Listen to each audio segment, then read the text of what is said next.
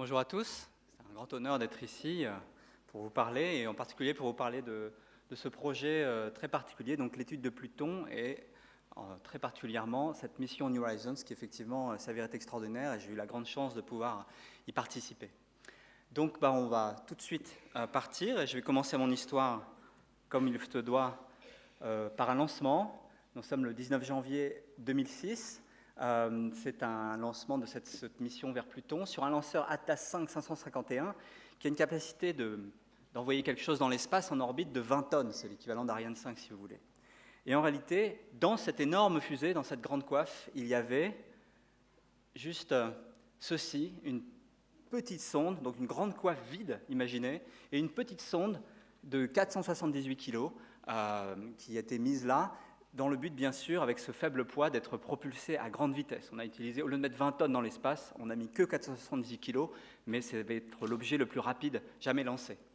Donc cette petite sonde, je ne vais pas vous la remontrer beaucoup, mais elle est équipée de tout ce qu'il faut, malgré son faible poids, pour aller loin et faire plein d'observations, de l'exploration, 2 caméras, couleurs, un télescope noir et blanc, des spectromètres ultraviolets, proche infrarouge, tous les instruments qu'il faut pour une bonne sonde. Et bien sûr, elle est équipée d'une très grande antenne pour pouvoir communiquer à très grande distance avec la Terre, et puis de cet appendice ici qui contient, pour tous les passionnés, vous savez ça, donc de l'oxyde de plutonium qui va chauffer et qui va être transformé en électricité pour alimenter la sonde, vu qu'à la distance de Pluton, il n'y a pas assez de rayonnement solaire pour alimenter des panneaux solaires. Donc, grâce à cette énorme fusée, cette toute petite sonde, on a pu ainsi lancer l'objet le plus rapide jamais lancé depuis la Terre. La sonde a atteint l'orbite de la Lune, l'équivalent de l'orbite de la Lune en 9 heures. Apollo, c'était 3 jours. Et puis, elle a rejoint Jupiter en 13 mois. Pour vous donner un exemple, Juno, qui est arrivée en juillet près de Jupiter, a mis 5 ans. Et puis ensuite, on fonce pour, il faut quand même 10 ans, un peu moins de 10 ans, rejoindre Pluton, après avoir traversé les orbites Jupiter, Saturne, etc. Pluton, pour arriver, frôler Pluton le 14 juillet 2015. Alors avant d'aller plus loin, je vais quand même vous présenter un personnage important dans toute cette histoire. C'est ce qu'on appelle dans notre jargon le PI, le Principal Investigator, c'est-à-dire le responsable scientifique, et qui est vraiment l'âme, le créateur de cette mission, qui s'appelle Alan Stern, un personnage qui a une forte personnalité, pas très grand, vous voyez le genre, un peu teigneux, mais avec vraiment beaucoup de charisme. Et c'est un personnage qui a fait énormément de choses dans sa vie. Il a fondé des entreprises, il a été responsable scientifique de la NASA, il a presque été astronaute, et c'est un personnage assez intéressant à fréquenter. C'est vraiment lui qui a créé cette mission depuis de nombreuses années. Moi, je l'ai rencontré en 1995, il y a plus de 20 ans. Et déjà à l'époque, il essayait de convaincre la NASA, la communauté scientifique qu'il fallait envoyer une mission vers Pluton. Alors, une des choses qu'aimait montrer Alan Stern, c'était cette série de timbres américains où vous voyez toutes les planètes du système solaire, et puis à chaque fois, on écrivait le nom de la sonde spatiale qui, pour la première fois, l'avait survolée, l'avait visitée. Donc, par exemple, Saturne, Voyager 2, Uranus, Voyager 2, et puis Pioneer 11 pour Jupiter. Et évidemment, le timbre pour Pluton était tout à fait fascinant, pas encore exploré. Alors ça, c'était l'argument clé. Alan Stern aime tellement ce timbre qu'il l'a collé sur New Horizons, et ils ont récemment reçu le prix du livre des records du timbre le plus loin jamais envoyé. Alors, il faut dire qu'il a raison. Non seulement c'est peu exploré, mais c'est vraiment assez méconnu. Alors, revenons un peu en arrière. Pluton, qu'est-ce que c'est ? Pluton a été découvert, vous le savez sans doute, en 1930 par un jeune, Clyde Tombaugh, 24 ans, qui avait peu de diplôme. On dit toujours que c'est un fermier, c'est pas faux. À l'époque, c'était la crise. Il s'est vraiment posé de questions. Il a été recruté par l'équipe du Lowell Observatory qui n'arrivait pas à trouver cette fameuse planète X qui avait été proposée par leur ancien patron Lowell, justement, Percival Lowell. Et en fait, Clyde Tombaugh se révélait être absolument vraiment astucieux, génial. Il a mis au point des techniques nouvelles et de manière extrêmement efficace, il a pu découvrir Pluton. Il faut savoir que Pluton est très difficile à observer. Il a une magnitude de 14, c'est 50 000 fois moins lumineux que Mars. Et bien sûr, la méthode qui a été utilisée, c'est une méthode classique, mais là qui a été vraiment, pour l'époque, très très bien optimisée, c'est d'explorer dans tout le ciel le champ d'étoiles et puis de regarder avec des champs d'étoiles pris à quelques jours d'intervalle le mouvement apparent. Alors, Clyde Tombaugh a découvert plein d'astéroïdes, des choses comme ça, mais ça ne l'intéressait pas, ça allait trop vite, c'était pas bon. Des étoiles variables, et puis surtout, ce petit objet qui passe lentement, après calcul, on se rend compte que oui, ça y est, c'est une planète très lointaine, au-delà de Neptune. Donc là, on est en 1930, et puis par la suite, et jusqu'à finalement assez récemment, Pluton, c'est resté juste une anomalie, un objet très froid, très lointain. Tout le monde était habitué, voilà, il y a les 4 planètes telluriques, Mercure, la Terre, etc. Ensuite, les planètes géantes, Jupiter, Saturne, Uranus, Neptune, et puis derrière, un truc tout seul, tout petit. Bon, qu'est-ce que c'est que ça? Peu d'intérêt, d'où Alors, presque aucune information, avec quand même, en 1978, James Christie, qui observe... Alors, vous voyez, ça, c'est un négatif d'image astronomique, des excroissances sur Pluton qui varient régulièrement. Qu'est-ce que c'est que ça? En fait, rapidement, on se rend compte que c'est une grosse lune qui tourne autour de Pluton, qu'il va baptiser Charon, on appelle en anglais Charon. Alors, on devrait dire Charon, mais on dit Charon parce qu'en fait, non seulement Charon correspondait bien au monde des ténèbres de Pluton dans la mythologie, mais il se trouve que James Christie, sa femme, Charlène, tout le monde l'a surnommé Sharon, donc c'était fabuleux pour lui. Et donc, par respect, la communauté, ceux qui savent, disent Sharon et pas Charon. Alors, donc on a découvert, on a pu faire donc les mesures et découvrir que le Pluton, en fait, c'est un système double avec donc une planète qui était plus petite que ce qu'on avait envisagé au début, environ 2400 km de diamètre, et puis autour, enfin, dans le système double, Charon, qui est à peu près 2 fois plus petit. Et c'est vraiment un système double, bien encore plus que la Terre et la Lune, puisque les deux tournent autour du centre de gravité commun. C'est vraiment donc un double système. Alors, tout le monde est bloqué en rotation synchrone, comme la Lune autour de la Terre, c'est-à-dire que la Lune montre toujours la même face à la Terre. Là, les deux planètes, les deux corps, montrent toujours la même face l'un à l'autre, et le tout tourne autour en 6,4 jours terrestres. Ça correspond donc au jour sur Pluton. Le jour sur Pluton, c'est un peu moins d'une semaine terrestre. Un an, bien sûr, vu l'orbite, c'est presque 248 ans. Et puis, à noter l'obliquité. Alors ici, j'ai mis 120 degrés, c'est-à-dire en réalité, c'est-à-dire qu'elle tourne dans le mauvais sens, qu'elle a une obliquité d'environ 40 degrés. L'obliquité, je vous rappelle, c'est l'inclinaison de l'axe de rotation sur l'orbite. Bref, c'est ce qui régit les saisons. Sur la Terre, c'est autour de 23 degrés et des poussières. Là, on est à 40 degrés, c'est-à-dire qu'on va avoir des saisons très marquées sur Pluton et Charon.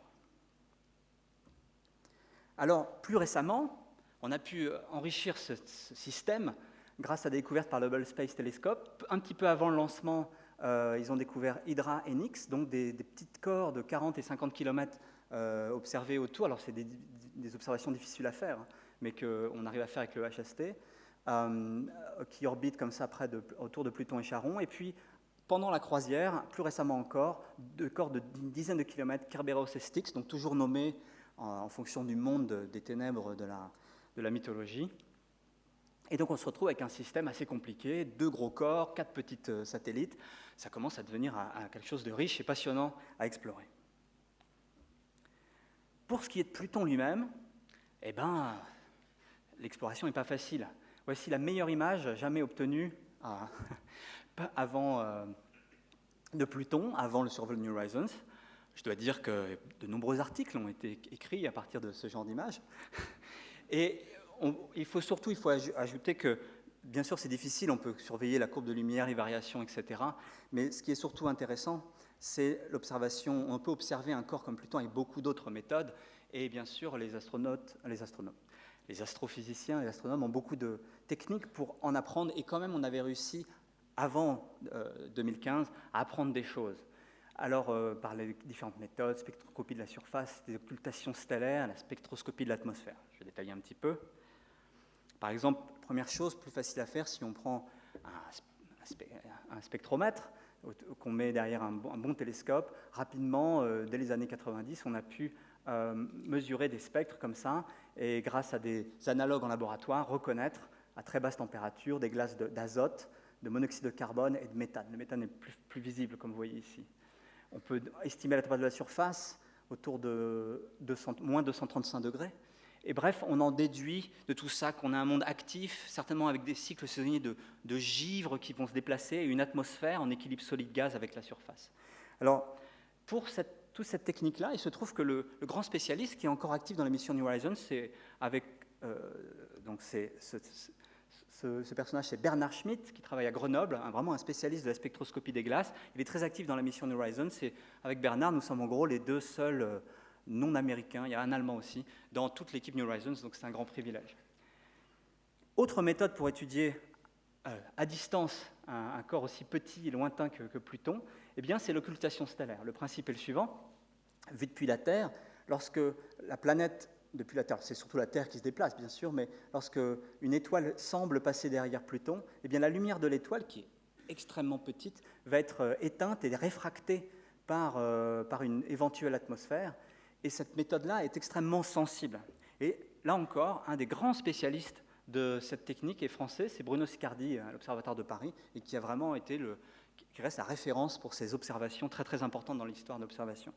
Alors les occultations stellaires, c'est à la fois facile et difficile. C'est facile parce qu'il n'y a pas besoin d'un énorme télescope, mais il faut une grande technique. Personnellement, j'ai essayé. Alors juste, je vous montre, avant ça, j'avais oublié, je vous montre quand même des résultats qu'on avait obtenus avant même le survol de New Horizons. Voici un profil de température en fonction de l'altitude sur Pluton, et on voit qu'on arrivait à voir ce profil assez étonnant d'ailleurs, avec des températures très froides à la surface, comme on avait mesuré par ailleurs, et puis tout de suite une atmosphère très très chaude, qui est en fait chauffée par absorption du méthane, j'y reviendrai si j'ai le temps. Surtout, je disais, cette technique-là, je l'ai essayée il y a quelques années, j'étais un peu plus jeune, j'ai voulu moi-même tenir mes propres observations, avec l'aide de Bruno Sicardi. Donc j'ai été faire une observation au télescope de l'Université d'Hawaï à Mauna Kea, c'est un 2,20 m, dans un endroit extraordinaire, bien sûr, à Hawaï. Et c'était le 7 novembre 1997, je crois, à 19h42. Et j'ai fait 15 000 km, tout préparé, programmé la caméra CCD, extrêmement précis. Il faut mettre de l'azote liquide, il faut tout refroidir, on attend. Et en fait, à 19h42, il y avait un nuage. Donc, j'ai eu aucune mesure et je suis rentré, je n'avais jamais rien publié. Et j'ai trouvé que c'était super difficile. Donc, depuis, je fais beaucoup de modélisation et d'analyse d'observation spatiale. Dernier point, plus récent, car plus difficile encore, avec la nouvelle génération de télescopes, comme le Very Large Telescope, les spectromètres extraordinaires comme CRIRES, là je parle aux spécialistes, on est quand même dans un festival d'astronautes érudits, eh bien on arrive à faire des mesures extrêmement précises avec très haute résolution spectrale, et avec ces méthodes-là, on arrive à mesurer les compositions de l'atmosphère, malgré qu'elles soient très fines, et notamment on a pu mesurer la présence de CO et de méthane dans l'atmosphère, mesurer la composition. Et là encore, le grand spécialiste, la référence, c'est un Français encore, c'est Emmanuel Lelouch, à l'Observatoire de Paris aussi, qui a vraiment publié et obtenu toutes ces mesures. Et on a confirmé un peu ce scénario qu'on avait, on a bien une fine atmosphère d'azote, et avec environ 0,5% de méthane, de gazeux, et puis un petit peu de CO, et tout cela joue un rôle important dans la compréhension de ce profil de température que je vous ai montré. Bref, voilà où on en était. Pour ce qui concerne la géologie d'un monde comme Pluton, eh ben, on ne savait pas grand-chose. Comment imaginer? Donc, c'est un monde glacé. On savait que l'essentiel du manteau extérieur sur des centaines de kilomètres, c'est de la glace d'eau, hein, comme tous ces corps qui ont été composés là-bas. On le voit parce qu'on connaissait bien la densité. Et puis, normalement, sur les corps qui tournent autour des planètes géantes, qui sont froids, il y a une géologie parfois très active grâce à la gravité, aux forces de marée exercées par la planète géante et puis la perturbation des autres satellites. Là, on a deux corps complètement bloqués qui tournent autour. Il n'y a aucune force de marée pour réchauffer l'intérieur. Donc, vous pouvez imaginer une géologie très pauvre, complètement inactive, à l'image de Rhea, qui est un satellite lointain de Saturne, et vous voyez que cette surface est absolument, entre guillemets, morte. Elle est juste criblée d'impacts depuis 4 milliards d'années. Tous les impacts qui sont là marquent la surface, mais il n'y a presque pas d'autre géologie à mentionner. On pouvait aussi, bien sûr, imaginer, fort des mesures spectroscopiques, que ça pourrait ressembler un petit peu à Triton, qui est un corps qui est à peu près la même taille que Pluton et qui est couvert, lui aussi, d'azote solide et un peu de méthane. Donc, peut-être ça ressemblait à ça. Bref, on ne savait pas du tout à quoi s'attendre. Alors, ça y est, revenons un peu au présent. Nous sommes en mai 2015. La sonde est en approche de Pluton. Et on commence avec la caméra LORRI, avec un gros télescope, une caméra noir et blanc, à pouvoir avoir des images du système. Là, nous sommes en avril, et vous voyez, ça y est, on voit les deux corps en faisant un petit montage qui tournent l'un autour de l'autre. On peut s'approcher, et si on regarde Pluton, peu à peu, ça y est, on voit beaucoup mieux qu'avant. On peut commencer à voir des détails en juin. La sonde, bien sûr, va très vite. Elle progresse à peu près 1 million de kilomètres par jour. Et donc, chaque jour, on voit un petit peu mieux, pendant que Pluton tourne très lentement devant nous. À partir de juillet, là, on est vraiment de plus en plus proche. La caméra couleur est capable de capturer les couleurs. Et on commence à faire une espèce de cartographie, à voir ce monde. Et puis on se prépare à cet moment très intense que va être le survol du monde du système de Pluton. Donc voici, alors ce monde est très incliné, le Soleil est ici, avec la géométrie de l'orbite mutuelle de Pluton et Charon, on arrive presque par la tranche, vous voyez, enfin pas par la tranche justement, perpendiculairement au plan. Et puis toute la trajectoire a été conçue de manière à passer entre Pluton et Charon, d'observer les deux aussi bien qu'on puisse, puis passer derrière et passer dans l'ombre de Pluton. Passer dans l'ombre de Pluton de manière à pouvoir regarder un coucher de soleil et mieux détecter l'atmosphère, et puis aussi de pouvoir envoyer un signal radio qui va passer à travers l'atmosphère vers la Terre qui, vue depuis Pluton, est juste à côté du Soleil. On passe ensuite, et la grande précision requise, dans l'ombre de Charon, pour faire la même chose sur Charon avec l'occultation radio et l'occultation du Soleil, l'observation du Soleil se couchant derrière Charon. Tout ça se fait à très grande vitesse, on est à presque 14 km par seconde, et si vous réfléchissez, 14 km par seconde, si on avait voulu par exemple se mettre en orbite, ou voire se poser, il aurait fallu amener une autre fusée avec soi, faire un changement de vitesse de 14 km par seconde, c'est absolument considérable, c'est extrêmement difficile, donc c'était totalement impossible de s'arrêter. Donc tout le monde se prépare à ça, le grand moment va arriver, et puis là, un jour férié, le 4 juillet, surprise générale, alors que juste après pendant l'uploading, comment on va dire ça en français, le téléchargement du programme précis des observations à faire, New Horizons ne répond plus. Grosse panique. Toute l'équipe des opérations, vous avez ici Alice Bowman, qu'on appelle MOM, mais non pas parce que c'est MOM, mais ça veut dire Mission Operation Manager, mais ça lui va bien quand même, elle a un style très maternel, très timide. Et donc, New Horizons cesse de fonctionner. Et là, c'était un choc, puisque cette sonde qui était conçue pour être extrêmement résistante, tout est redondé, c'est-à-dire que chaque système peut être remplacé, et tout a parfaitement marché. On n'a jamais utilisé vraiment le système de remplacement, il n'y a jamais eu aucun problème, et là, juste quelques jours avant le survol, perte de contact. Et la réparation est difficile, puisque pour envoyer un signal en demandant « il y a un problème », il faut 4h30 pour que le signal radio arrive, et la réponse met 4h30 au retour. Quand on a juste quelques jours pour réparer, c'est la panique. Heureusement, grâce à des systèmes de simulation qui étaient déjà préparés et prêts, disons au John Watkins Laboratory, tout ça, c'est pas au JPL pour ceux qui connaissent, tout ça se passe dans la banlieue de Washington, à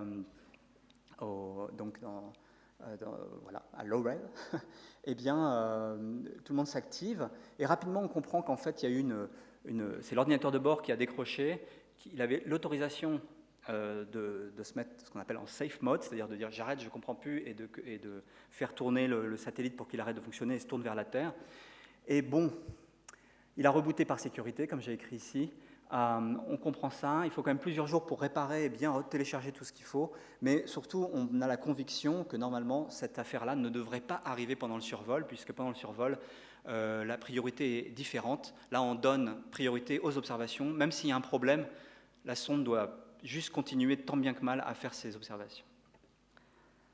Le jour J arrive, le 14 juillet, et la sonde pendant ce survol à très grande vitesse va être tellement occupée qu'elle n'aura pas la possibilité de communiquer avec la Terre. Tout est programmé pour qu'on alterne, observation de Pluton, Charon, les satellites, les occultations, regarder le soleil se coucher, etc., que pendant presque 24 heures, on n'aura aucune nouvelle. Et il y a quand même donc beaucoup de suspense pendant tout ce temps-là, puisqu'on sait que la sonde doit passer à travers un système où il y a plein de satellites. On s'est posé beaucoup la question, on a observé tant bien que mal, on pense qu'il n'y a rien, mais il pourrait y avoir un anneau de poussière, vous voyez, quelque chose qui pourrait détruire la sonde, qui passe à 14 km/s.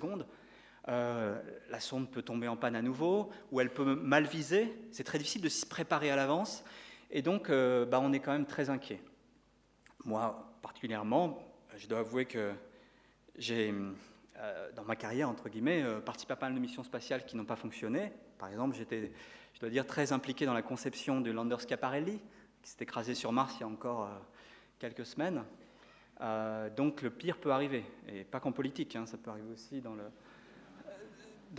le spatial, c'est vraiment très difficile. Donc il y avait un vrai suspense. Vous voyez souvent les gens applaudir, être joyeux, c'est pas par hasard, ça rate assez souvent. Évidemment, quand ça rate, on en parle moins, mais ça aurait pu ne pas fonctionner. Gros suspense, on attendait donc à un instant J prévu, programmé sur l'ordinateur, la sonde doit arrêter ses observations, se tourner vers la Terre avec son antenne grand gain et commencer à communiquer. Première communication qu'elle doit envoyer, en fait, c'est « je suis vivant » et l'état de remplissage des mémoires. Si les mémoires sont remplies, c'était le premier chiffre qui arrivait, cela signifiait que toutes les observations avaient été faites et que les images avaient été, et les mesures, les spectres avaient été effectués.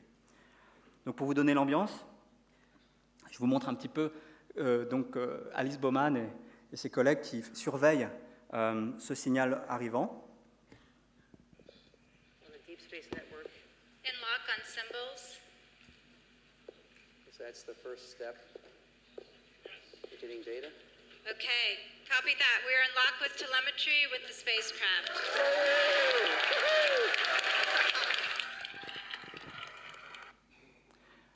Bon, ça c'est la finale de la Coupe du Monde pour, je ne sais, Woodstock pour nous, ça. C'était vraiment une très grande joie et un grand soulagement.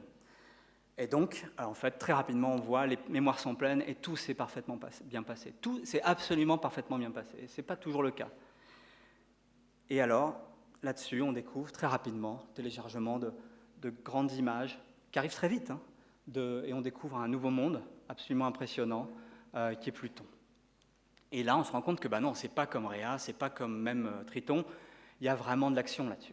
On voit des zones très claires, des zones très sombres, et on voit notamment au centre de la face qui a été survolée une forme comme ça qui évoque un cœur. C'est quand même formidable, un cœur au milieu de cette sonde. Alors pour certains c'est un cœur, d'autres par le nom de la mission proposent d'autres interprétations de la planète, je voulais dire. Mais en réalité, on a vraiment donc un monde quand même avec une géologie active et donc cette zone très, très impressionnante. Alors là, je vous montre ça dans à peu près les vraies couleurs. Pluton est plutôt dans les marrons. Très souvent, on utilise, et je vais vous montrer des images qui sont prises en couleurs un petit peu augmentées pour mieux voir les différentes, par exemple, sortes de glace et de givre ou de sol que l'on a à la surface. Important aussi de bien regarder la géométrie. En fait, on a une vue plongeante plutôt sur le pôle nord de Pluton. Et puis on a ici l'équateur, et ce que l'on voit, c'est que donc on a cette zone glacée ici, et on distingue que vous avez donc différentes sortes de givre à la surface, et puis ici des zones très très sombres. Alors la zone, l'hémisphère qui était du côté de New Horizons a été très très bien exploré et photographié avec des photographies haute résolution, et puis on a quand même pu à distance observer l'arrière, l'autre face, on va dire, de Pluton. Malheureusement, la rotation se fait assez lentement, en 6 jours et demi, donc il a fallu faire ça 3 jours à l'avance, l'observation de la face, entre guillemets, cachée depuis New Horizons. Donc on a quand même des images, mais elles ont été prises à 2 millions, 3 millions de kilomètres, avec quand même une moins bonne résolution. On arrive quand même, en cumulant tout ça, à faire une carte, en tout cas d'une bonne partie, tout l'hémisphère nord et une bonne partie de l'hémisphère sud. Tout cela ici est plongé dans la nuit polaire, et on arrive donc à voir cette carte, et en particulier, on constate que vraiment Pluton est caractérisé par cette zone très brillante qu'on va baptiser du nom de Clyde Tombaugh, Tombaugh Regio, le cœur, et puis des autres couvertes de glace ici, on a des spectromètres pour le confirmer, glace de méthane et glace d'azote, et puis une zone très sombre qui est en fait couverte, je reviendrai, de particules organiques, des espèces de suie, qui font le tour de l'équateur comme ça.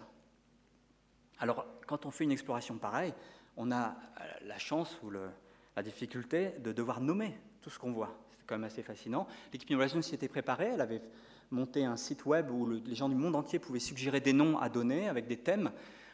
Les thèmes qui ont été donnés, c'était toujours les créatures du ténèbre. Un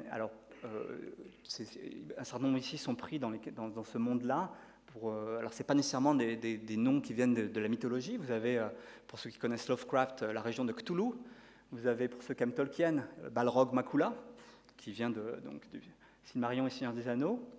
Et puis, il y a plein de noms qui sont aussi inspirés de l'exploration. Vous avez de grandes régions qui sont basées sur les missions spatiales, Pioneer, Voyager, Hayabusa, japonais. Et puis, de manière assez formidable, l'équipe, il y a des personnalités là-dedans, ils décident de baptiser la zone la plus importante, vous verrez, du nom du satellite soviétique qui avait damné le pion à la NASA dans les années 50, Sputnik, qui donne son nom à la partie la plus importante de Pluton. Alors, il y a quelques noms français, il faut que ce soit des noms d'explorateurs. Vous avez Cousteau Riposte, pour Jacques-Yves Cousteau, le commandant Cousteau. Et puis, vous avez le nom ici, c'est un nom français, c'est un Barré-Montes. Qui connaît Jeanne Barré? Jeanne Barré, c'était la première femme qui a fait le tour du monde sur le navire de Bougainville en 1767. Et elle s'était introduite à bord comme assistante d'un botaniste en douce, déguisée en homme. Et c'est qu'au bout de 6 mois de voyage, ou même 1 an, qu'on a découvert que c'était une femme. Donc c'est une drôle d'histoire, passionnante, qui n'est pas très connue en France et qui finalement a beaucoup d'écho aux États-Unis. Et puis, on a tout plein d'images. Je vous invite, vous avez des images qui font des centaines de mégabytes et on peut se promener comme ça. Là, on ne fait pas honneur au niveau de détail que l'on a à la surface de Pluton et découvrir ces zones très diverses avec une topographie tout à fait impressionnante. Alors, en particulier, il faut rappeler que tous ces reliefs que l'on voit, il y a quelque chose d'exotique déjà, c'est que je vous rappelle que le manteau de Pluton est constitué sur des centaines de kilomètres de profondeur, le manteau externe, de glace d'eau extrêmement froide, à moins de 235 degrés, et donc toutes les montagnes que l'on voit, c'est de la glace d'eau. La glace d'eau, à cette température-là, est complètement rigide, il n'y a pas de glacier, rien, ça se comporte comme du caillou. Et on a pu même, grâce au spectromètre, dans certains affleurements, détecter, oui, effectivement, là, on voit la glace d'eau qui n'est pas recouverte par soit les particules organiques, soit l'eau d'autres glaces. Alors, bien sûr, la zone la plus impressionnante, la plus étonnante sur Pluton se révèle être cette zone, Sputnik Planitia. Alors, vous vous souvenez peut-être qu'on l'appelait, pour les super spécialistes, Sputnik Planum, mais on a changé le nom. Maintenant, il faut l'appeler Sputnik Planitia, et qui est, on le constate vite, un énorme glacier, une espèce de grosse calotte polaire d'azote solide. Et lorsqu'on regarde attentivement, on se rend compte qu'on a vraiment des phénomènes assez extraterrestres qui se passent. Ici, vous voyez un zoom là sur le bord de cette zone. Donc vous avez cet épais glacier d'azote solide on pense qu'il fait plusieurs centaines, voire certainement plusieurs kilomètres d'épaisseur. Et on voit il est constellé marqué par des structures comme ça géométriques qui font des dizaines de kilomètres de large. Des espèces de polygones comme ça qui font des dizaines de kilomètres de large. Qu'est-ce que c'est que ça? Bon, après réflexion, la théorie qui domine dans l'équipe, qui a été publiée maintenant, c'est que ce serait en fait la signature de cellules de convection. Qu'est-ce que je veux dire par là? Convection solide. Cette glace d'azote, à cette température-là, à 40 degrés, à moins de 235 degrés Celsius, est suffisamment fluide pour se déformer et pour qu'il y ait des mouvements convectifs. C'est-à-dire que la glace qui est chauffée par en dessous par le reste de chaleur interne qu'il y a sur cette petite planète, eh bien, est un peu moins dense, elle remonte, et puis la glace à la surface qui est refroidie par rayonnement infrarouge, elle va plonger, il va y avoir une espèce de structure convective. Donc c'est un peu comme de l'eau bouillante, si vous voulez, mais extrêmement lente, enfin bouillante. Toutes ces cellules dont on entend parler dans les casseroles, des choses comme ça. Et donc, c'est le scénario maintenant qui domine et qui expliquerait, parce qu'on n'a pas l'équivalent sur Terre, ce qui se passe sur cette calotte à des dimensions quand même assez impressionnantes. Il faut dire donc que cette glace d'azote, eh bien, elle peut se déformer encore plus, on va dire, que les glaciers sur Terre. Et ça fait bien sûr ce qu'on trouve sur les bords.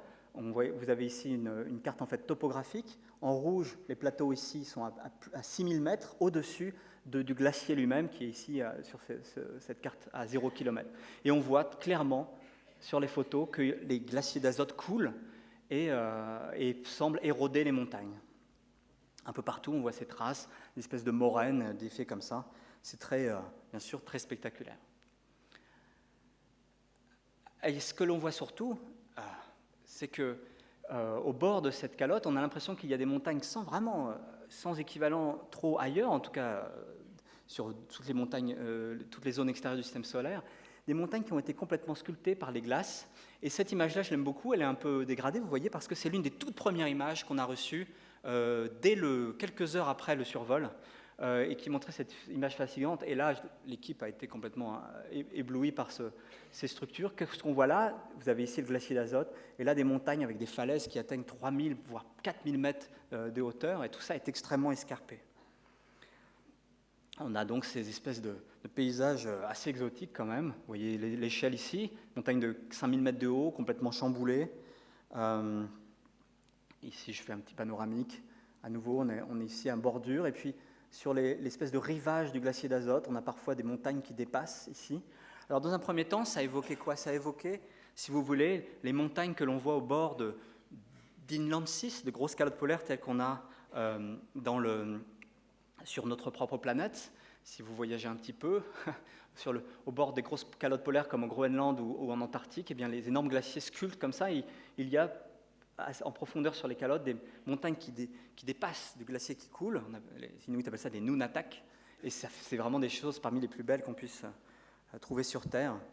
Et plus généralement, on comprend que ces glaciers ont sculpté les montagnes à l'image des plus belles montagnes qu'on puisse trouver sur Terre, que ce soit en Yosemite ou ici au Groenland Est. Et personnellement, j'étais absolument enchanté de découvrir ces paysages parce que je suis particulièrement passionné par ça. Je dois vous dire que je vous montre des images de vacances. Donc moi, je vais en vacances dans ces endroits-là. Et quel régal pour moi de voir ce genre de paysage sur Pluton. Alors, on a donc ce sentiment que peut-être toutes ces zones ici ont été autrefois couvertes par des glaciers qui ont sculpté toutes ces montagnes, un petit peu comme, ça ressemble un peu, vous voyez, à l'aspect qu'a le relief sur la terre de Baffin et le Ellesmere Island, et puis tout le bord du Groenland, qui ont été autrefois recouverts de glaciers, et donc on retrouve un peu cette texture tout à fait impressionnante. Alors, est-ce que l'image est tout à fait bonne ? En fait, oui et non. Non, parce que cette histoire de Nunatak est peut-être pas si bonne que ça. La raison, c'est que si on regarde attentivement, on se rend compte que les montagnes qui semblent dépasser ici, au bord du glacier, elles forment des espèces de chaînes comme ça. Et en fait, elles se rassemblent dans les zones où la glace plonge dans cet immense mouvement de convection. Alors c'est quand même impressionnant, regardez l'échelle. Là, on a des échelles de 50 km, vous avez des montagnes de plusieurs kilomètres de haut qui sont comme ça au milieu de la glace. Et lorsqu'on réfléchit un peu, on comprend. On comprend que sur ce monde exotique, toutes les montagnes sont faites de glace d'eau. H2O, c'est une glace qui est peu dense, qui est surtout beaucoup moins dense que la glace d'azote qui est en train de couler. En fait, tout simplement, ces grosses montagnes de glace d'eau, ce sont des espèces d'icebergs qui flottent sur la glace d'azote qui est plus dense. Et les montagnes de glace d'eau peuvent rester au-dessus, s'accumuler dans les zones de subduction, si vous voulez, où la glace coule, et former ces espèces de chaînes de montagnes bizarres qui flottent au-dessus de l'azote. C'est quand même assez étonnant. Donc voilà l'image qu'on en a. Donc on a ces descentes d'azote et puis ces grosses montagnes d'azote qui ont peut-être été cassées par l'érosion sur les millions d'années qui se rassemblent là. Donc ça ressemble vraiment pas à la Terre, ni au Groenland, ni à l'Antarctique. Alors on peut se poser la question de savoir pourquoi est-ce qu'on a un glacier d'azote ici sur Pluton. Si on fait une image avec la Terre, où est-ce qu'on accumule comme ça, où est-ce que toute la glace de l'élément volatile sur Terre s'accumule ? C'est en Antarctique, c'est-à-dire la glace s'accumule sur les hauts plateaux, là où, en altitude, et au pôle. Là, on a l'inverse. On a la grosse calotte qui est à l'équateur et au fond d'un bassin. Avec la vision stéréo, on arrive à voir que ceci, c'est un grand bassin profond de plusieurs milliers de mètres de profondeur par rapport au reste de la planète. Pourquoi la glace s'est accumulée là ? Alors il y avait différents scénarios.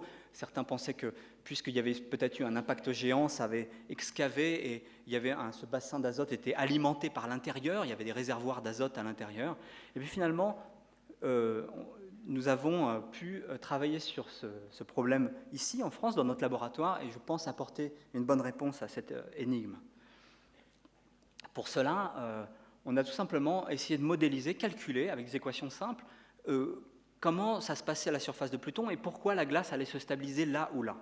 Donc on a fait des modèles numériques, on remplace un peu le vrai Pluton par un maillage comme ça, et puis en chaque point, on va calculer avec des équations simples, vraiment. L'insolation, en fonction de la rotation, de la saison, etc. On va calculer les températures en faisant la simple équation thermique de la surface, et puis fort de cette connaissance, calculer les changements de phase, des échanges solides-gaz, de la sublimation et de condensation de l'azote, du méthane et du monoxyde de carbone, les glaces qui dominent ces coins-là. Et quand on a fait ça, on a pu en apprendre beaucoup. Alors ce travail-là a été effectué principalement par mon étudiant, Tanguy Bertrand, que je vous montre ici, à côté d'Alan Stern, là, dans une réunion. Vous voyez qu'Alan Stern est très impressionné par nos résultats.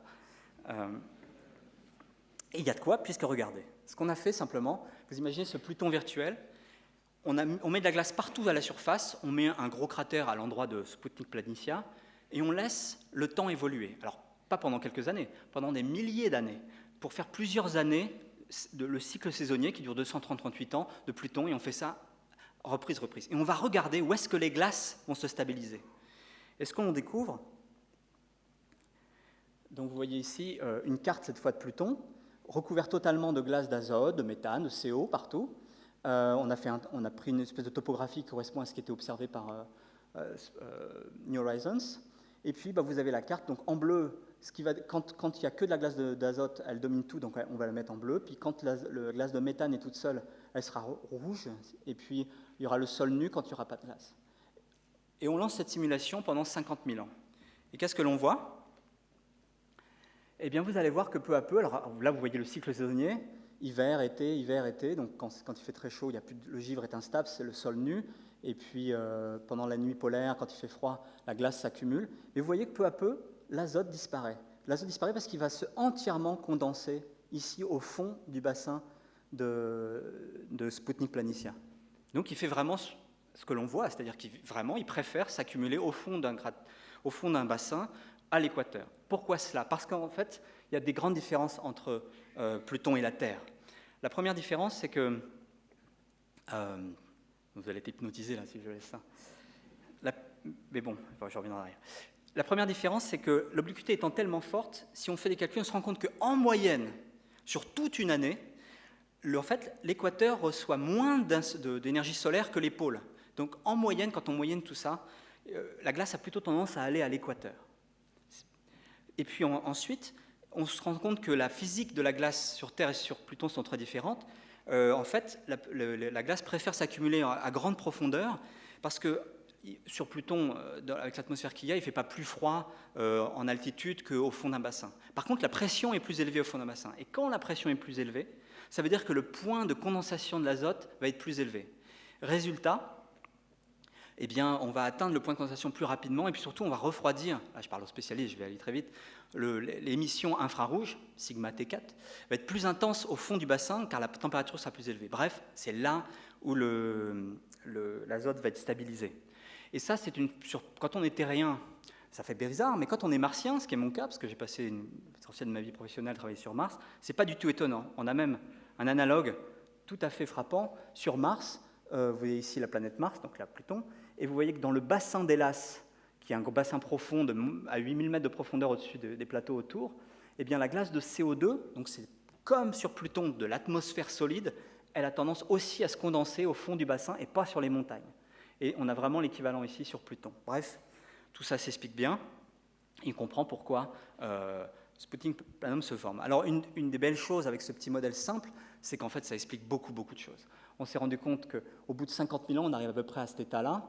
Et vous voyez, on a une espèce de calotte où un énorme glacier de tout l'essentiel de l'azote s'accumule en emmenant avec lui le CO, et tout est là. Et quand on compare, eh bien, si on regarde la carte du CO, oui, on le trouve essentiellement là.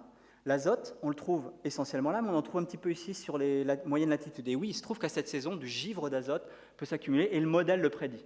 Et puis, pour ce qui est du méthane, il y en a presque partout dans les observations, sauf sur une ceinture sombre, parce qu'il est instable, parce qu'à l'équateur, malgré tout, quand on est en été, ou en moyenne, il fait quand même... disons qu'il y a toujours un point à un pôle ou l'autre qui est plus froid qu'à l'équateur, ce qui fait que le méthane, qui est moins volatile, je ne vais pas rentrer dans les détails, préfère toujours aller ailleurs. Résultat, eh bien, on prédit bien une zone sombre ici à l'équateur. Alors, ce n'est pas parfait, puis le modèle est super sensible, mais on comprend que l'aspect de Pluton que l'on voit s'explique bien avec quelques équations simples. Alors, si on regarde ici, on voit que du méthane aussi joue un rôle. Il y a du méthane un peu partout, et puis on voit même qu'ici, il y a des véritables... On ne le devine pas ici, mais on voit avec la caméra, en couplant la caméra et les spectromètres, qu'il y a des grosses accumulations de méthane, et en effet, on voit des zones extraordinaires. Là, on est près du point où le soleil se couche, on voit très bien les reliefs. On a une espèce de structures géologiques qui font des kilomètres de large. Hein. Alors, si on monte ça à un géologue terrestre, ça veut dire que ce sont des dunes. Ça ne peut pas être des dunes. Tout indique que ce sont des espèces de montagnes des glaciers de méthane gelé, et qui forment en se sublimant. Ça tombe, c'est des grands cristaux qui poussent, ou alors l'érosion en été qui crée ces structures. Bref, c'est sûrement avec les vents, un relief absolument incroyable, en peau de serpent, disent mes collègues américains, mais à des dimensions gigantesques. On observe localement aussi que dans ces zones sombres, quand il y a des reliefs vraiment marqués, eh bien, là, sur le coup, ça marche plus comme sur Terre. Le givre de méthane semble s'accumuler pour faire des chaînes de montagnes enneigées au sommet des reliefs. Bref, on ne comprend pas bien pourquoi encore, Beaucoup, beaucoup de travail à faire. Alors juste un petit mot, je vous ai parlé beaucoup de glace, il y a quand même une vraie topographie sous-jacente, donc constituée de glace d'eau. Bien sûr, d'abord, il y a des cratères un peu partout, enfin pas tout à fait partout, et en étudiant attentivement ces cratères, vous savez que c'est une méthode très classique dans les sciences des planètes, on arrive à dater l'âge des surfaces. Parce que quand une surface est très ancienne, elle a été exposée par exemple pendant des milliards d'années à l'espace, hors de l'espace tombent des petits corps qui vont peu à peu cribler la surface. Si la surface est récente, eh bien, par exemple, si elle a 5 millions d'années ou même 500 000 ans, à ce moment-là, il y aura très peu de chances qu'il y ait une astéroïde, un petit corps, pas une astéroïde, un petit corps qui tombe dessus. Alors on a fait la cartographie des cratères, et en faisant cette cartographie, on peut estimer les âges. Et on voit que, bon, une grande partie de la surface, ici, semble dater de 4 milliards d'années, peut-être un peu plus récent ici, on ne sait pas trop pourquoi. L'est de la zone de Tombaugh a 1 milliard d'années seulement, donc peut-être qu'autrefois il y avait un glacier d'azote qui l'a protégé, et puis maintenant on ne sait pas. Et puis surtout, notre zone de Sputnik Planitia maintenant, eh bien on voit qu'il n'y a pas un seul cratère.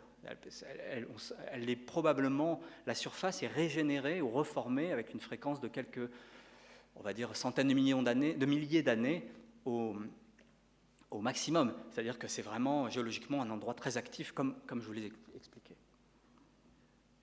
Alors si on regarde les reliefs, on ne voit pas seulement il y a quand même des zones très intéressantes, il y a des énormes rifts qui se sont ouverts dans la glace d'eau, dans la croûte si vous voulez, et puis tout indique qu'autrefois Pluton devait être un peu plus...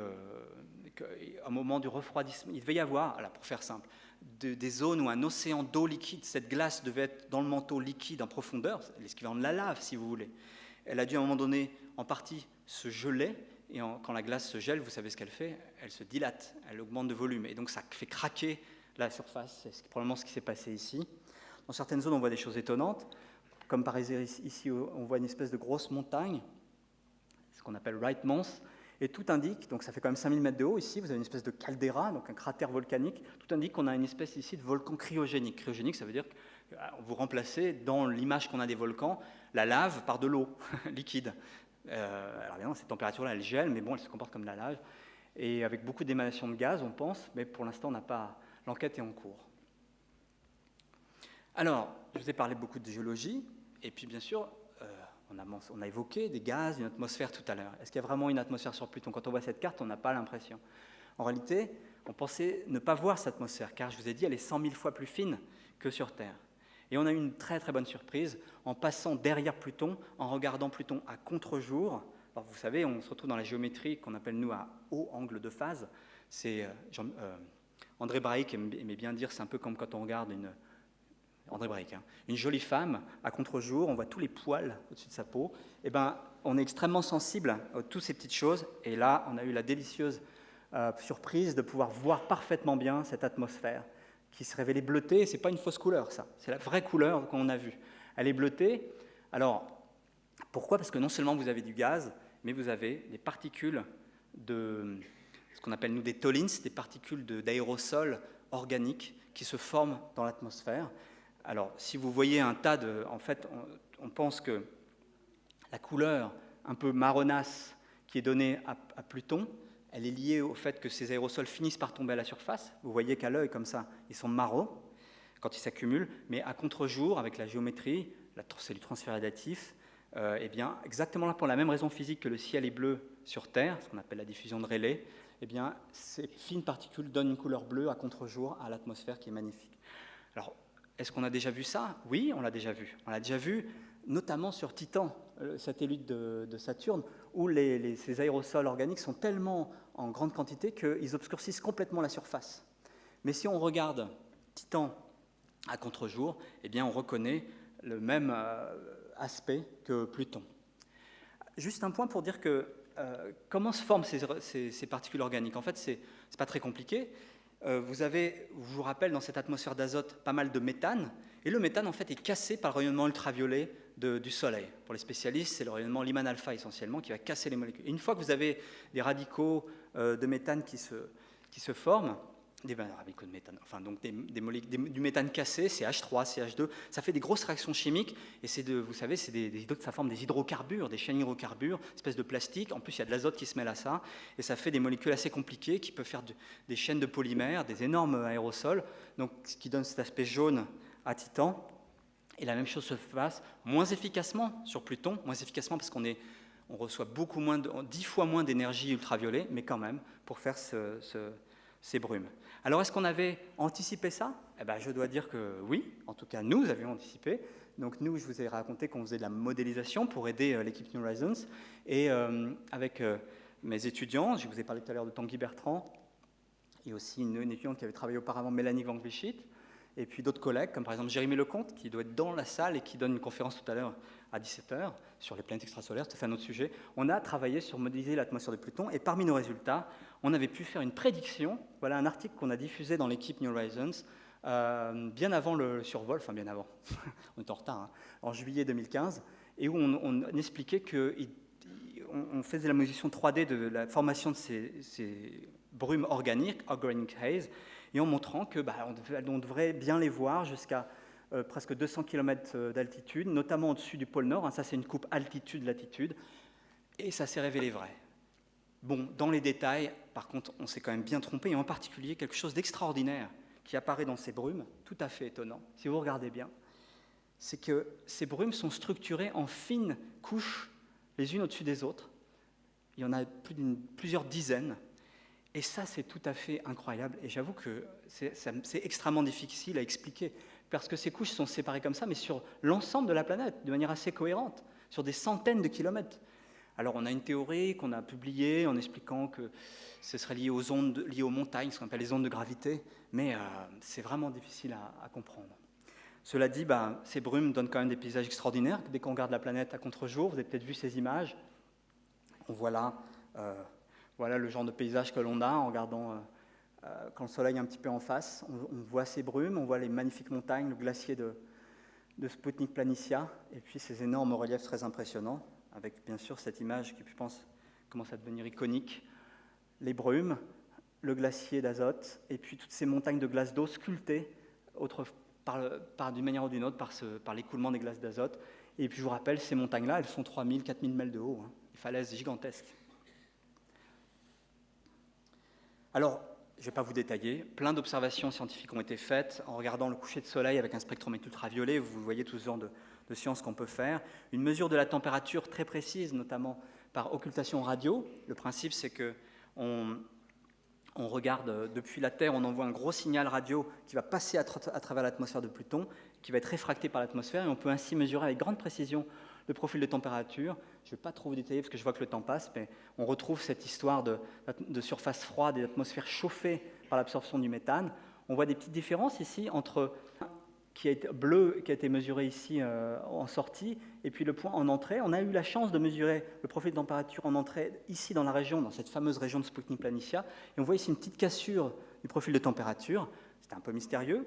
Grâce à nos modèles, notre fameux modèle numérique, nous avons pu expliquer cette petite cassure. Et d'où ça vient tout ça? Alors, il faut imaginer, c'est des modèles numériques un peu genre météo, il y a du vent, on calcule tout. Vous voyez ici une carte de Pluton en 2015 avec le cycle diurne qui passe. Les couleurs, c'est la température, donc vous voyez le sol chauffé par le soleil. Là, vous avez de la glace d'azote. Et puis, à ce point-là, quand on regarde le profil de température, on voit que l'azote qui se sublime remplit l'atmosphère et crée cette petite inversion ici. Bon, allez, je passe les détails. Bon, un petit mot pour vous dire que tout récemment, on a rassemblé toutes les images où on a l'impression de voir des nuages bas qui se forment entre les reliefs. Et ça, ce sont des nuages très très différents des brumes, rien à voir. On pense que ce sont des nuages de condensat, par exemple, a priori, du méthane, de la glace de méthane qui se forme. Et il se trouve que là encore, on avait fait une prédiction là-dessus, avec nos modèles, à nouveau une carte, et puis vous voyez le cycle diurne. En rouge, c'est là où le soleil éclaire le plus. Et on voit que dans nos calculs, on prévoyait la condensation du méthane juste au-dessus de la surface, en fonction du relief. Ça, c'est le relief. On a essayé de remettre le relief mesuré que d'un côté par New Horizons. Bon, on a l'impression qu'on a fait une parfaite prédiction. Bon, en réalité, dans les détails, ça ne correspond pas du tout. On voit des nuages ailleurs. Ce n'est pas si bien que ça. Mais il y a beaucoup de travail à faire. Allez, un petit mot avant de conclure sur les autres mondes du système de Pluton. Vous avez en particulier Charon, bien sûr, l'autre lune. Je vous montrerai une ou deux images. Charon, c'est quand même un monde très impressionnant qui fait la moitié de la taille de Pluton. Par contre, il n'y a pas d'atmosphère, il n'y a quasiment pas de glace. Tout ça, c'est de la glace d'eau et puis un petit peu de choses. On voit ici une énorme fracture avec des falaises qui font presque, qui fait presque 7000 mètres de profondeur verticalement, un relief très très marqué. Et on pense que là encore, c'est la même histoire. Charon a autrefois été tellement chaude et donc avec un manteau, un océan sous la glace d'eau liquide qui, milliards d'années après milliards d'années ou millions d'années après millions d'années, s'est refroidi. Et il y a eu une dilatation qui a craqué la croûte, d'où l'origine de cet énorme rift, ce canyon ici.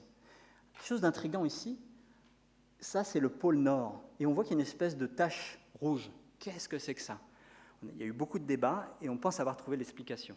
Ce qui se passerait ici, c'est que, je vous ai mentionné tout à l'heure que, bien sûr, il y avait plein de méthane sur Pluton, qui est plus gros, plus grande gravité, capable de garder ces molécules-là.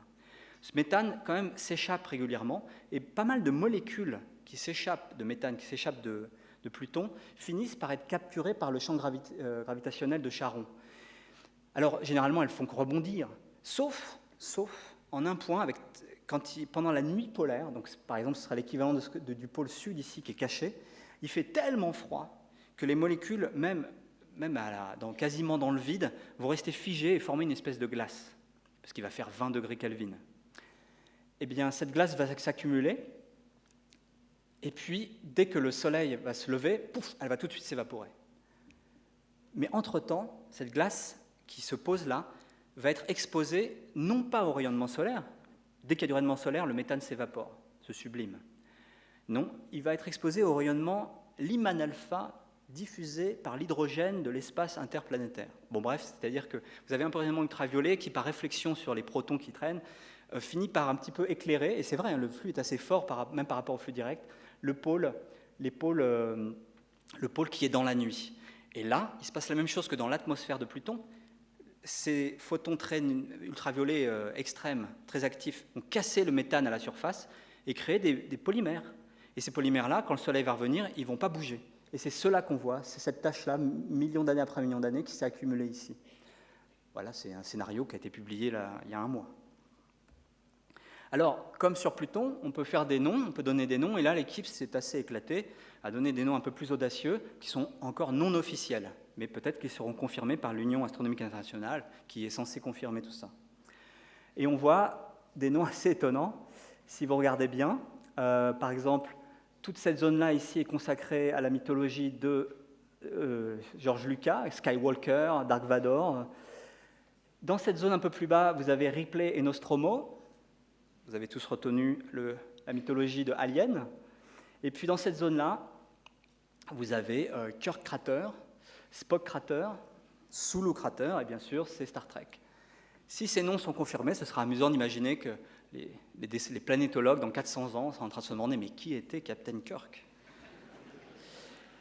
Bon, on a fait plein d'observations sur les satellites de Charon. Je vais sauter un peu ces étapes-là, parce qu'il est tard et je dois vraiment m'arrêter. Ah non, je ne dois pas m'arrêter, en fait. Non, j'ai encore du temps, donc je ne vais pas sauter ces étapes-là. Donc, j'ai presque fini, hein, rassurez-vous. On a 4 petits satellites de Pluton observés par New Horizons. Donc, on a pu faire des images, des gros en particulier, Hydra, Styx, etc. Ils se sont révélés très très brillants, couverts de glace d'eau, c'est un peu mystérieux. Tout le monde travaille pourquoi. Et c'est intéressant de voir que Hydra et Kerberos semblent être constitués de 2 patates collées, un petit peu comme Churyumov-Gerasimenko qui était observé par Rosetta. Si c'est vrai, ça nous indique beaucoup de choses sur la manière dont ces corps se sont formés. Alors là, on a l'impression de voir aussi un petit peu de rouge sur l'image couleur de Nix, qui peut-être pour les mêmes origines, un petit peu de méthane qui s'est photolysé et qui a formé des particules organiques. Ce qui a surtout été très impressionnant, et on le savait un petit peu déjà, sur ces corps-là, c'est la manière dont ils tournent autour de Pluton et Charon et comment ils tournent autour d'eux-mêmes. Déjà, les 4 sont dans une espèce d'horlogerie telle que gravitationnellement, on se rend compte qu'il est impossible de mettre un autre corps. Ils sont resserrés, tous en résonance les uns avec les autres, pour ceux qui connaissent un petit peu, en résonance gravitationnelle. C'est une vraie horlogerie cosmique tout à fait fascinante. Et encore plus étonnant, normalement, lorsque vous avez des satellites comme ça, surtout quand ils sont petits autour d'un corps, normalement, ils sont en rotation synchrone, comme la Lune autour de la Terre, comme Charon autour de Pluton. Tout le monde se regarde. Ce fait-là, il n'y a quasiment pas d'exception dans le système solaire. Toutes les lunes autour que ce soit autour de Mars ou autour des planètes géantes, sont toutes en rotation synchrone. Elles montrent toujours la même face à leur planète principale. Et tout d'un coup, 4 exceptions, des corps qui, à cause des excitations mutuelles, se mettent à tourner n'importe comment, et en particulier Hydra ici, fait tout à fait n'importe quoi, et en particulier change régulièrement de rotation. Et alors c'est passionnant pour les spécialistes de ces interactions gravitationnelles, mais on a vraiment quelque chose sans précédent et sans exemple. Alors l'exploration, la mission New Horizons, c'est pas terminée. On a, et c'était prévu depuis longtemps, l'exploration après Pluton de la zone transneptunienne, les objets de Kuiper, KBO, Kuiper Belt Objects. Alors sur cette image, on a l'impression qu'il y en a énormément, et c'est vrai que depuis les années 90, on a détecté un très grand nombre de petits objets, alors évidemment qui sont très très distants les uns des autres, et qui ont peuplé toutes ces zones au-delà de Pluton, au-delà de 30 unités astronomiques du Soleil. Alors pour l'instant, New Horizons commence une mission où il observe à distance, donc il va essayer de faire un spectre par exemple de tel ou tel objet, de très très loin, mais il est prévu le 1er janvier 2019, donc à nouveau, déjà c'était le 14 juillet la dernière fois, là ce sera pour les fêtes, le survol d'un petit objet, donc pour l'instant a comme nom MU69, et qui sera survolé, alors toujours avec la même technique. On va passer à très grande vitesse, près de cet objet qui, on pense, fait une 50aine de kilomètres. Ça a été extrêmement difficile de le trouver, mais maintenant on a pu réorienter la sonde, et la sonde est actuellement parfaitement dans sa direction. Et on va essayer de passer, comme pour Pluton, dans le cône d'ombre derrière l'objet, pour pouvoir, on va passer à 3000 km, donc plus près, on va avoir des détails bien plus... On était passé à 10 000 km environ de Pluton, donc on aura une résolution 3 fois supérieure à ce qu'on a pu obtenir. Et puis, alors évidemment, c'est beaucoup plus petit, on n'aura pas de calotte de glace ou des choses comme ça, mais quand même, on ne sait pas du tout à quoi s'attendre. On a un exemple, c'est Churyumov-Gerasimenko, la comète, mais elle fait quelques kilomètres. Là, on est à une taille 10 fois plus supérieure, une masse énormément plus supérieure. On est à quelque chose d'intermédiaire entre Pluton et la comète Chury. Donc, on va essayer de passer derrière à nouveau pour faire une occultation, voir apprendre des choses, et puis continuer. Ce sera donc en 2019, mais déjà, la préparation est très active. Alors, un mot quand même sur tous ces objets transneptuniens. On a non seulement observé des petits corps comme MU69, on va essayer de le renommer. Si vous vous intéressez, vous pourrez suggérer des noms pour cet objet-là. Il y aura sûrement un concours organisé par la NASA. Il faut savoir bien sûr que parmi ces objets transneptuniens, on a découvert non seulement des petits corps, mais aussi des objets très très gros. Par exemple, Eris est censé être plus massif que Pluto, et on a déjà découvert des satellites. Eris, Makemake, Haumea, bref, tout un ensemble de choses. Et là, on a découvert que les plus faciles, on va en découvrir d'autres. Et comme vous le savez, toutes ces découvertes ont été à l'origine d'un événement pour Pluton, c'était sa dégradation comme planète.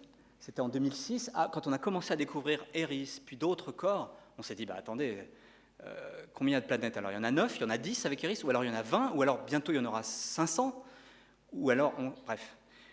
Il a été décidé de faire un petit peu comme il avait été fait au début du 19e siècle, après la découverte de Cérès. Quand Cérès a été découvert en 1801, tout le monde a dit « Oh, une nouvelle planète !» Puis en fait, tout de suite, plein d'autres astéroïdes. On s'est dit « Bon, allez, ce n'est pas des planètes, ce sont des astéroïdes. » Là, on s'est dit « On va faire pareil », mais le problème, c'est que Pluton devait donc être dégradé, et c'est ce qui a été fait par un vote un peu polémique en 2006 de l'Union astronomique internationale à Prague, qui a décidé de déclasser Pluton avec l'idée que Pluton n'est pas une planète, car, alors je ne vais pas vous lire ça, elle n'a pas fait le ménage sur son orbite. Vu qu'elle n'est pas toute seule, comme les astéroïdes, il y a plein d'autres corps un peu du même genre autour, on a le sentiment que ça ne peut pas être une planète. Alors évidemment, tout ça est très polémique. Mike Brown, qui a découvert Eris et de nombreux autres grands corps, n'hésite pas à provoquer les fans de Pluton, notamment écrit un livre qui s'appelle « How I Killed Pluto ». Récemment, c'est lui qui a découvert des indices très forts sur la présence d'une grosse planète bien au-delà de Pluton, et il a décidé de l'appeler planète 9 pour bien souligner la 9e planète, que Pluton en aucun cas ne pouvait être la 9e planète.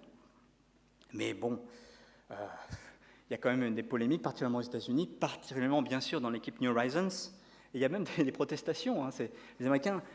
C'est la planète qui avait été découverte par les Américains parmi les 9 planètes historiques. Et dans les écoles, partout, il y a un vrai mouvement pour qu'on rétablisse le statut de planète à Pluton. Bon, personnellement, moi, je n'ai pas d'avis, je pense que c'est vraiment de la nomenclature. Scientifiquement, ça ne veut rien dire. C'est un peu comme si, autrefois, l'Australie avait été une île, un continent, et puis qu'un jour, on décide, oh, bah non, c'est plus un continent, on va dire que c'est une île. Pour les kangourous, ça ne change rien. Et puis, ça ne change rien non plus pour la géologie, si vous voulez. Donc, moi, je n'ai pas d'avis très fort, mais l'équipe New Horizons s'est très remontée. Bon, voilà, je vais conclure là-dessus, en soulignant quand même qu'il y a des arguments en faveur de restituer à Pluton ce statut de planète entière, parce que c'est un monde complexe, actif, assez magnifique. Le système de Pluton-Charon et des satellites est aussi un système planétaire très riche, très riche. Pourquoi dire que c'est juste une astéroïde? Et puis enfin, effectivement, à l'inverse, je dirais, il faut souligner que New Horizons se révèle particulièrement intéressante, non seulement parce qu'elle a découvert ce monde particulier, mais que sont Pluton et Charon, c'est aussi des ambassadeurs, des représentants de cette énorme population, de cette troisième zone, au-delà des planètes telluriques, des planètes géantes, cette immense population de corps au-delà de Neptune. Et Pluton, New Horizons avait un intérêt très particulier à cause de cet objectif-là. Donc c'est à suivre. Plein de choses que je vous ai dit aujourd'hui sont sûrement fausses, par exemple, et puis plein de découvertes sont encore à faire dans les données. On a reçu les toutes dernières données il y a quelques semaines seulement, et donc parce que ça a pris des mois, tellement le débit est lent, il n'y a pas le haut débit entre New Horizons et la Terre. Et puis donc voilà, beaucoup de travail, l'équipe New Horizons. À nouveau, pour vous dire que grande fierté de pouvoir participer à cette activité. Je ne suis pas en première ligne sur New Horizons, je suis arrivé en autostop un peu au dernier moment, comme Bernard Schmitt. Donc je vous ai dit, c'est une équipe essentiellement américaine, donc c'est un grand privilège. Il y avait un Anglais quand même qui était là, alors je ne le vois plus, mais il a arrêté de travailler avec nous. Un Anglais qui s'appelle Brian May. Qui connaît Brian May ici? Ah ouais, bravo. Une superstar. Brian May, c'est le guitariste-compositeur de Queen, et qui a décidé, à la fin de sa carrière, de dire que rockstar mondial, c'est bien, mais il y a mieux, astrophysicien. Et donc, il a fini sa thèse qu'il avait commencé avant l'aventure de Queen, et il a participé un petit peu, mais de manière très sympathique, aux activités de l'équipe New Horizons. Voilà, je vais terminer là. Merci.